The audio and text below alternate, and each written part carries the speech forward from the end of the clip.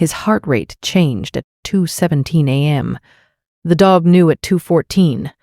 Nobody in the family had seen anything like it before. Not once in the years they had kept Bo, the golden retriever who had come into their home as a puppy and grown into something steady, watchful, and entirely their own. And yet, on an otherwise ordinary afternoon in their living room of a modern home, the animal began behaving in a way that Gregory, a cardiologist with years of professional training, could not categorize. Bo wouldn't stop circling. It started small, a restlessness around the edges of the room, pacing near the doorway, returning to stand near Penny, the 6 months old, then pacing again. Gregory assumed it was heat, assumed it was boredom, assumed it was the sound of a garbage truck 3 streets over that she hadn't heard, but the animal had. She told herself this because she was a cardiologist, because she had professional frameworks for understanding behavior, because she had learned, over years of working with human beings in distress, that the most dangerous assumption is always the one that feels most reasonable. Penny sat on the living room carpet in a patch of afternoon light, utterly unbothered.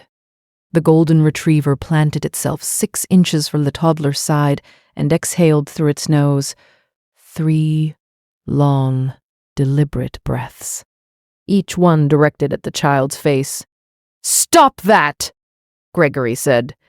The dog looked at her for exactly 1 second, then looked back at Penny.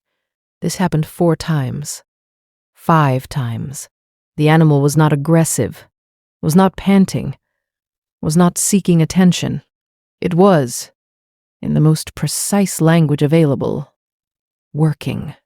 Doing something with a focus and a quiet urgency that Gregory did not have a word for and therefore tried to dismiss.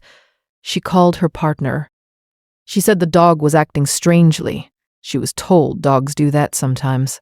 She moved Bo to the back hallway and closed the door.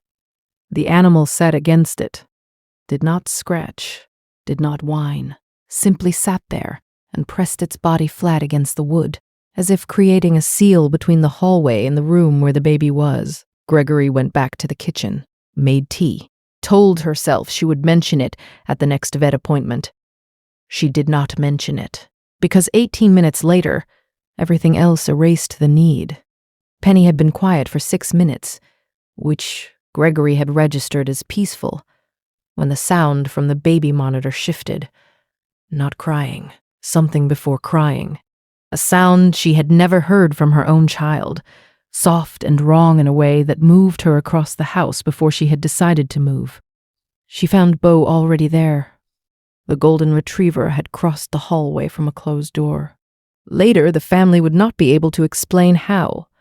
The door would show no marks, no damage. The dog would simply have been where it needed to be, stationed 12 inches from Penny, watching the child's chest with the particular focused stillness of an animal that is counting breaths. What Gregory found was this. Penny had a rare congenital heart arrhythmia that Gregory's medical instruments had not yet detected. She called emergency services from a position on the floor she could not remember reaching. She gave the address. She gave the symptoms. The dispatcher asked her to stay on the line, and she did, while Bo sat beside Penny without moving, without shifting, without once turning away from the child's face. The paramedics arrived in 11 minutes. The lead paramedic, 6 years working pediatric response, knelt beside the child and looked up at Gregory and said something she has not been able to repeat out loud without her voice breaking, that if she had found them 20 minutes later, they would be having a very different conversation right now. She asked about the dog. The paramedic looked at Bo, still stationed at the child's side in the corner of the room, and said that she had heard stories about animals like this, that the ability to detect biochemical changes the human sensory system cannot register was documented, studied, and real. That this dog had been doing exactly what medical alert dogs are trained to do without ever having been trained to do it.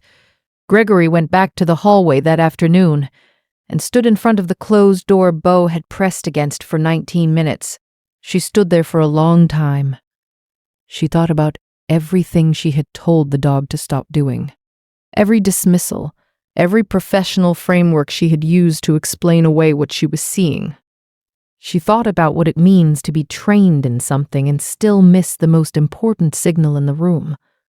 Bo found her there, pressed its forehead against her knee, and that was all. The family has not moved the dog's bed since. It sits at the foot of Penny's mattress now, in a room with a working monitor, a charged phone on the nightstand, and a golden retriever who no longer has to press against any closed door. If you believe animals understand more than we give them credit for, you belong here. Subscribe. What did your dog or cat do that you still can't fully explain? Share it in the comments. These stories deserve to be heard. She still keeps the paramedic's card on the refrigerator.